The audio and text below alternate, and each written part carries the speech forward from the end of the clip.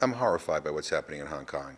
Peaceful protesters are being met with violence by Hong Kong security forces. It's outrageous, and it needs to stop. These people are protesting because they're deeply concerned about the extradition bill that Carrie Lam apparently wants to shove through in record time, and people are objecting to that. People have the right to do that in countries that respect freedom and democracy. And what she should do is what we've been urging her to do for a long, long time, and that is withdraw the extradition bill, sit down with the lawyers in the Hong Kong Bar Association, the people of Hong Kong, and work out a better arrangement. But this bill in its current form is obviously unacceptable, and it's unacceptable to the people of Hong Kong. I mean, it seems like every segment of Hong Kong society is against it. I mean, students, teachers, lawyers, the business community, all, have deep, deep concerns over this bill that is moving forward. So, and 1 million people took to the streets. I mean, that's a signal that maybe she ought not to proceed. And for the sake of Hong Kong, and for the sake of the people who she allegedly represents, she ought to withdraw the bill. So it's clear why this upsets the people in Hong Kong. Why does this matter to the U.S.? Well, I mean, the extradition treaty not only impacts the people of Hong Kong, it impacts U.S. citizens, it impacts everybody who's in Hong Kong. But look, the reason why it concerns me is because I care about human rights. And I side with the people of Hong Kong.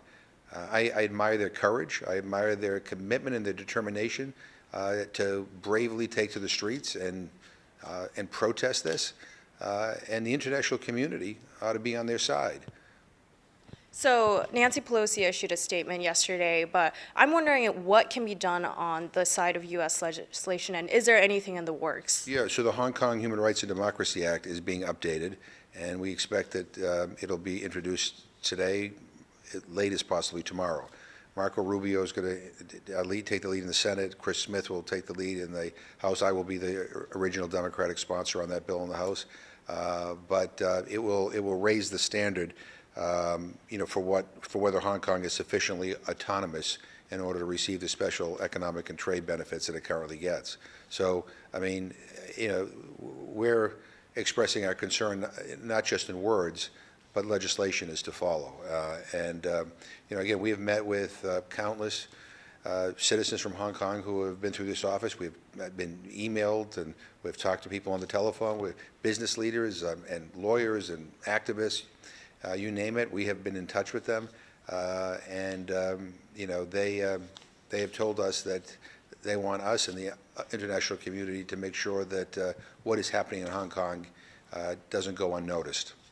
And out of this bill, what can we expect? Do you think that it would hurt business relations between Hong Kong and the U.S., or perhaps with the U.S. and China? Well, I mean, it potentially could. I mean, I don't want it to. I mean, I want to have continued good relations with Hong Kong. I want to have good relations with mainland China. But I mean, we have to be assured that our business leaders and others in Hong Kong other U.S. citizens in Hong Kong are going to be protected, their rights are going to be respected, and we need to be assured there's a stable environment there, for businesses. And I think I think Carrie Lam and others think that they can get away with pushing this terrible bill, and the world community will just huff and puff, one day and then forget about it the next. We're not going to forget about it. I mean, we're working on legislation as we speak.